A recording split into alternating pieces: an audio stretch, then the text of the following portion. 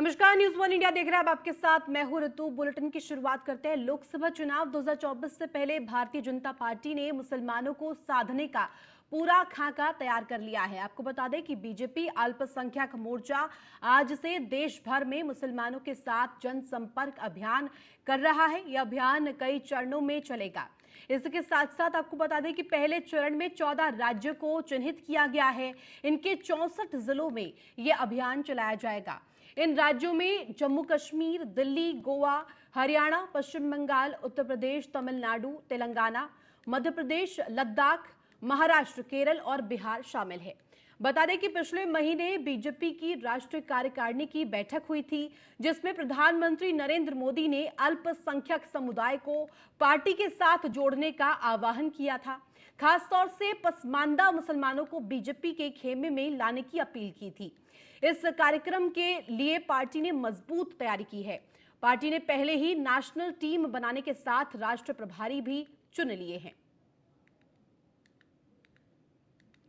और बीजेपी अल्पसंख्यक मोर्चा का ये पूरा खाका अब तैयार हो गया है।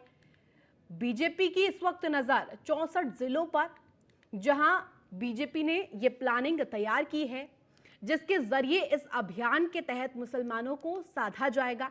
मुसलमानों को भाजपा जोड़ने का प्रयास करेगी। बीजेपी का अभियान यह है कि किसी तरह से अल्पसंख्यक मोर्चा के जरिए अब बीजेपी अल्पसंख्यकों को भाजपा से जोड़ ले। बीजेपी का मुस्लिम दाव अब इसलिए भी चला जा रहा है क्योंकि चुनावी माहौल को देखते हुए मुसलमान जो खफा है, उन्हें बीजेपी के साथ लाने की ये तैयारी है।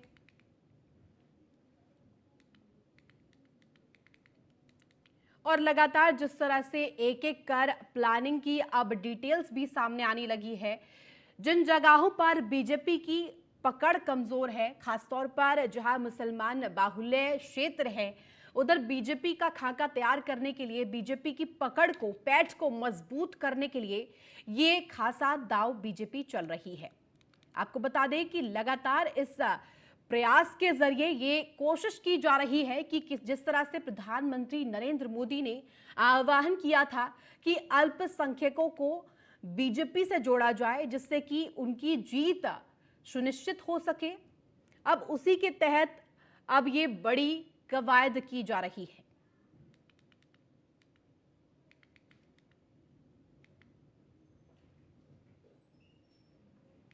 बीजेपी का मुस्लिम संपर्क अभियान, जिसके तहत 24 की बीजेपी की डगर मुसलमानों पर इस वक्त नजर बताई जा रही है।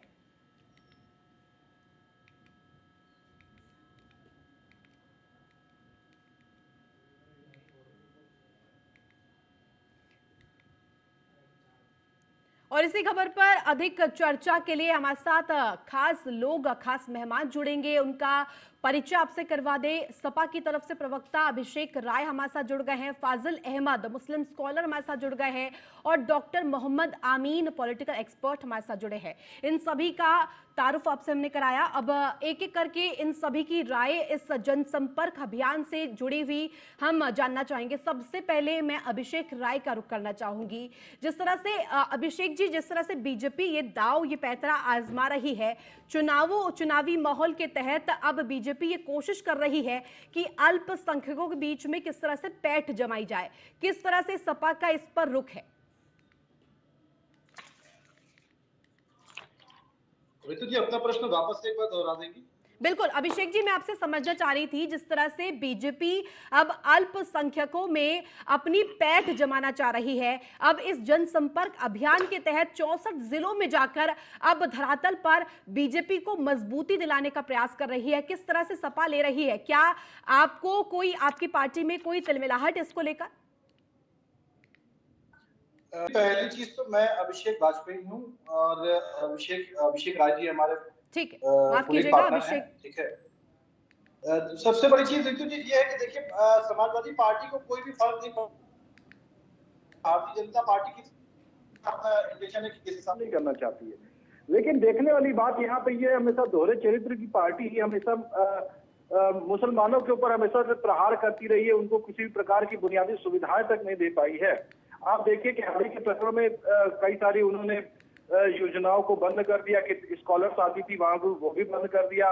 उसके ऊपर से कहीं ना कहीं आप देखेंगे उनके ऊपर जांच बैठाए रहते हैं, कहीं शिक्षा के रिगार्डिंग लेकर के, कहीं मदरसों के रिगार्डिंग लेकर के। तो कहीं ना कहीं भारतीय जनता पार्टी ये समझ चुकी है कि कहीं ऐसा ना हो कि वोटरों को हमें देखना पड़ेगा, और खासतौर से मुस्लिम वोटरों को हमें देखना पड़ेगा। तो इस कहीं ना कहीं वो भारतीय जनता पार्टी कंफ्यूज सी नजर आ रही है कि हमें करना क्या है। कभी वो उनके ऊपर प्रहार करेंगे, कभी मोहन भागवत जी प्रहार करेंगे, कभी कोई प्रहार करेंगे। तो लेकिन समझने वाली बात है कि आज की डेट में वोटर्स कोई भी, चाहे मुस्लिम वोटर्स हो, चाहे यादव वोटर्स हो, चाहे ब्राह्मण वोटर हो, चाहे कोई भी वोटर हो, बड़ा जागरूक है। हर उसको बुनियादी सुविधाएं क्या मिल रही है, उसको शिक्षा में उसका योगदान कितना मिल रहा है, उसको स्वास्थ्य में उसको योगदान कितना मिल रहा है, उसको बेरोजगारी में कितना योगदान उसके लिए मिल रहा है। इन सब चीजों को वो देखना चाहते हैं, क्योंकि मुद्दों की बात है। आज यहाँ पे हिंदू मुस्लिम की बात नहीं होनी चाहिए, यहाँ पे किसी और बिरादरी की बात नहीं। यहाँ पे आप जो जरूरती सुविधाएं आप दे रहे हैं, उनके लिए कितनी आप बात कर रहे हैं, उसके लिए हमें ध्यान देना पड़ेगा। बिल्कुल। अभिषेक जी, हमारे साथ फाजिल अहमद जी भी बने हुए मुस्लिम स्कॉलर है, उनकी राय में लेना चाहूंगी। फाजिल जी, आपका रुख कर रही हूँ। जिस तरह से हमारे प्रवक्ता, सपा के प्रवक्ता बता रहे थे अभिषेक जी, वो कह रहे थे कि इसको हम धर्म के तौर पर नहीं देखें, किसी समुदाय के तौर पर ना देखें, हम इसे चुनाव के तौर पर देखें, और प्रतिनिधित्व बिल्कुल सही होना चाहिए, ठीक ढंग से चुना जाना चाहिए।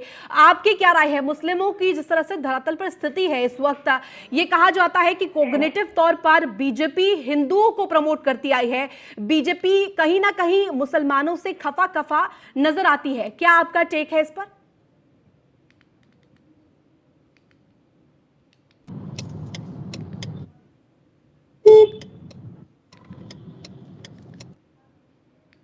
फाजिल, आपको आवाज आ रही है मेरी? शायद हमारा संपर्क उनसे नहीं बन पा रहा है, आवाज उन तक नहीं पहुंच पा रही है। डॉक्टर मोहम्मद आमीन, आपका रुख करना चाहूंगी। पॉलिटिकली अगर हम देखें तो जिस तरह से बीजेपी का अभी तक रुख रहा है, अभी तक वो हिंदुत्व हिंदुत्व के नारे के साथ आगे बढ़ रही थी, कहीं ना कहीं बीजेपी मुसलमानों से खफा नजर आ रही थी।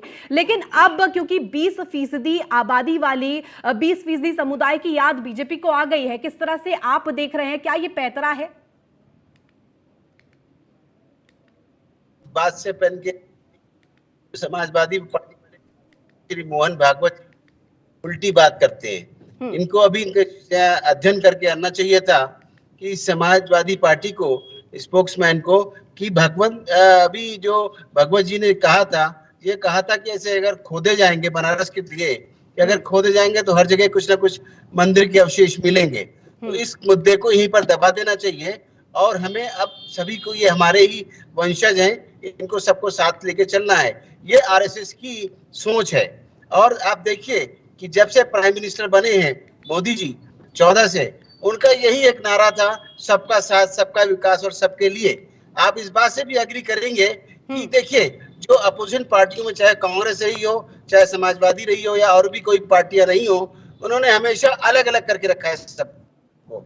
तो ये हिंदू है, ये मुसलमान है, ये हरिजन है, और आप देखिए कि ये बुद्ध है, ये पारसी है, ये ईसाई है, और हमेशा उनको अलग अलग सुविधाएं देने की बात की है। भले से सुविधाएं दी नहीं गई, लेकिन उन्होंने नारे दिए। इवन यहाँ तक कि बेरोजगारी का नारा दिया, लेकिन रोजगार नहीं दिया। अब सवाल इस बात का है, जो सरकार आ चुकी है पूरे सक्षम से, और पूरे अभी देखिए नॉर्थ ईस्ट में भी चुनाव हुए, तो इन्होंने भी यही किया कि हमेशा हर एक को साथ दिया है, हर एक का साथ दिया है। और अपोजिशन तो कहता आएगा ही, इस बात को नकारता आएगा कि उनको कोई सहायता दी नहीं गई है।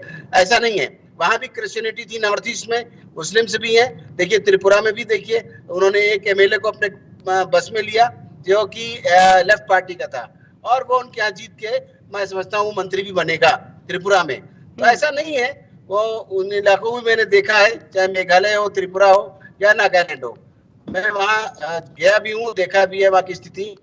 अब यहाँ तक सवाल है कि अब ये नारा दिया है बीजेपी ने कि जो 20 नहीं 30% हो चुका है ये, और ये बिल्कुल अच्छी सोच है, क्योंकि हम सब भारतीय हैं और हम भारत के निवासी हैं, भारत में जन्मे हैं, और यही हमारी जो है जन्मभूमि है, और मरण भूमि भी यही है देश की, भारत की। तो हमें अब देखिए, इन्होंने कश्मीर को भी एक किया, 370 हटा के, और एक झंडा कर दिया। तो हम एक झंडा, एक देश और एक देश के नागरिक हैं। तो अगर ये सोच है बीजेपी की कि मुसलमानों को साथ लिया जाए, तो एक बहुत अच्छी सोच है, और इस बात से मैं समझता हूं कि सारी विरोधी पार्टियों में खलबलाहट होगी। क्यों? क्योंकि हमें ना हमेशा उन्होंने बंटवारे की राजनीति क्लियर कट उन्होंने की है, बीजेपी ने नहीं की। हाँ, मैं मान सकता हूं कि बीजेपी के कुछ लोगों ने, कट्टरवादियों ने, 2-4 लोगों ने कभी भी किसी तरह की दुर्घटनाएं की हो। मैं नहीं समझता कि वो पार्टी के हितैषी हैं या मोदी जी के हितैषी हैं। वो पार्टी विरोधी ही होंगे और किसी से प्रेरित होंगे।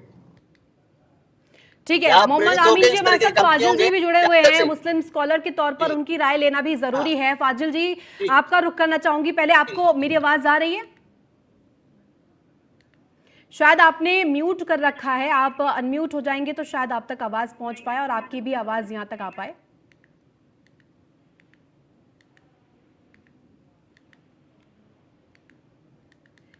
बिल्कुल, हम आपका फिर से संपर्क करना चाहेंगे। अभिषेक राय, आपका रुख करना चाहूंगी। जिस तरह से हमारे पैनलिस्ट बता रहे थे, पॉलिटिकल एक्सपर्ट मोहम्मद आमीन बता रहे थे, वो कह रहे थे कि मुद्दों के ऊपर बात होनी चाहिए, इस बाइफर्केशन से मुस्लिम हिंदू इन सभी बाइफर्केशन पर नहीं जाना चाहिए।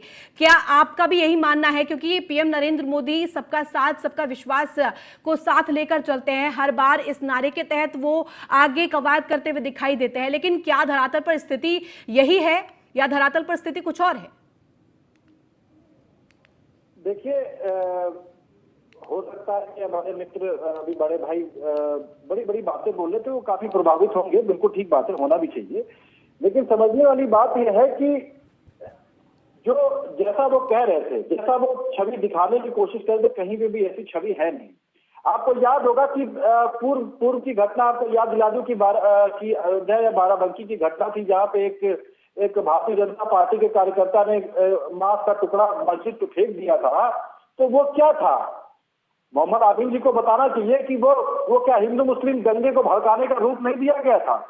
या फिर मोहन भागवत जी आज 2024 की रणनीति के मद्देनजर काम करते हुए नजर आ रहे हैं, क्योंकि वो चाहते हैं भारतीय जनता पार्टी की सरकार बने, कहीं ये वोट बैंक की वजह से ऐसा ना हो कि 2024 में सरकार न बन पाए। आप इस नजरिए से क्यों देखते हैं? आप इस नजरिए से क्यों नहीं देखते हैं कि जब आपने शिक्षा में उसको मुस्लिम समाज को कितनी भागीदारी मिली, स्वास्थ्य विभाग में कितनी भागीदारी मिली, आप इस विभाग में क्यों नहीं देखते हैं? आपको इसके लिए इस तरीके से देखना चाहिए कि मुस्लिम धर्मांतरण के नाम पे ना देख करके इसमें देखना चाहिए था कि कोई व्यक्ति कितना पिछड़ा हो, वो कैसे आगे आ सके, चाहे वो किसी धर्म जाति का हो। आप मुस्लिम स्कॉलर्स के लिए क्यों देखते हैं? आपने एक बार भी आपने आज प्रश्न नहीं उठाया जब जो केंद्र से स्कॉलर्स चलते थे, बाकायदा छात्रवृत्ति दी जाती थी और जो फंड अरेंजमेंट होकर के जाते थे प्रदेश के लिए, वो कितना फीसदी फंड आता है अब? इन सब चीजों पे आप पैमाने पे क्यों नहीं देखते हैं? क्योंकि आप जाहिर सी बात है, आप हो सकता है भारतीय जनता पार्टी से प्रभावित है, लेकिन हर व्यक्ति की सोच ऐसी नहीं हो सकती है। हम तो हमेशा हकों की बात करेंगे, कितने हक मिला उनको, क्या दिया, उससे बात कीजिए ना। मोहन भागवत जी जब हिंदू मुस्लिम की बात करके लड़ाने की बात करते, तब एक बार भी आपका बयान नहीं आता है। भारतीय जनता पार्टी के लोग दोहरी राजनीति करते, तब एक बार भी आपका बयान नहीं आता है। क्यों नहीं आता है? आपको उनके हक के लिए बात करनी चाहिए थी। कितनी बार आप सामने आकर के आपने बात की है? फाजिल जी, जिस तरह से हमारे सहयोगी पैनलिस्ट बता रहे हैं, अभिषेक जी बता रहे हैं कि एक एक वर्ग को ना साध कर मुद्दों के ऊपर बात करनी चाहिए, ये क्यों नहीं देखा जाता कि मुस्लिमों को हर एक चीज से वंचित भी रखा जाता है? उन्होंने तमाम चीजें गिनवाई, क्या आप उससे तारुफ रखते हैं? देखिए, इन सब बातों से कोई फायदा नहीं है।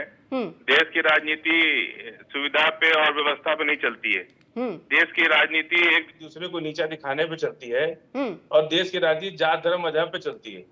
समाजवादी पार्टी तो बीजेपी से मिली हुई, उनको क्या दिक्कत है? वो तो मजे कर रही है, लोग मिल करके खा रहे हैं। समाजवादी एक सत्य क्या हुआ विधानसभा में देखा आपने? रंगमंच बना दिया इन लोगों ने। मुसलमानों के किसी सवाल पर बात नहीं उठाया इन लोगों ने। सहारनपुर में जो है मुसलमानों को जेल थाने में मार के हाथ पैर तोड़ दिया गया, ये लोगों ने सदन में नहीं उठाया। कोई मुसलमान की समस्या, निजी समस्या, कोई भी उत्तर प्रदेश की कोई बिल्कुल आपको मैं चाहूंगी। फाजिल, हमारे साथ अभिषेक भी बने हुए हैं। अभिषेक, आपसे इसी पर एक कमेंट चाहूंगी। क्या जिस तरह से जनसंपर्क अभियान बीजेपी चला रही है, उससे कुछ तिलमिलाहट आपकी पार्टी में है? क्या डर गई है आपकी पार्टी, इसलिए ज्यादा खलबली और ज्यादा इसके ऊपर बोला जा रहा है? देखिए ऋतु जी, सबसे बड़ी मैं हमारे भाई का बयान नहीं सुन पाया उन्होंने क्या कहा, लेकिन सबसे बड़ी चीज है कि हमारे अंदर कोई भी तिलमिलाहट नहीं है। बड़ा रिलैक्स होकर के आदरणीय अखिलेश यादव जी हर एक जिलेवार जिलेवार और हर एक जगह पे जा करके कार्यकर्ताओं के बीच में, पदाधिकारियों के बीच में अपना काम चालू कर चुके हैं। सहारनपुर में मुस्लिम लड़कों को खाना बंद करके मारे हाथ पर। एक एक करके बोलिए साहब, आपकी बात समझ में ही नहीं आएगी, दर्शकों तक आपकी बात नहीं पहुंच पाएगी। करने से थोड़ी होगी, दर्शक तो समझ ही रहे हैं, दर्शक को क्या समझाना है, दर्शक तो समझ ही रहे हैं कि कौन क्या कर रहा है। इन जो मुद्दे सिर्फ उनकी राजनीति करना चाहते हैं, वो बाकी धर्म जाति के कर रहा है। क्या ठीक मुद्दा था आपका? असदुद्दीन जी विधानसभा बिल्कुल सत्र में क्या मुद्दे पे बात हुआ? मुद्दे पे बात हुआ, उनके बाप को गाली दे रहे, उनके बाप को गाली दे रहे, वो उनकी बात पे हंस रहे, वो उनकी बात पे हंस रहे। यही ना विधानसभा में देखा जो देश में पूरा। ठीक है, आप सभी को मैं रोकना चाहूंगी, इतना ही समय हमारे पास था फिलहाल। बहुत शुक्रिया आप तमाम पैनलिस्ट का हमारे साथ जुड़ने के लिए। बहरहाल जिस तरह से मुस्लिम साधने के लिए, मुसलमानों को साधने के लिए बीजेपी ने इस जनसंपर्क अभियान की जो पैतरा है, ये छेड़ दिया है, ये दाव चल दिया है, लेकिन आगे आने वाले समय में ये देखना होगा क्या ये दाव बीजेपी के लिए सफल साबित होगा, क्या इससे मुसलमानों को जोड़ने में कामयाब बीजेपी हो पाएगी। बहरहाल फिलहाल इस बुलेटिन में बस इतना ही। आप देखते रहे News 1 इंडिया।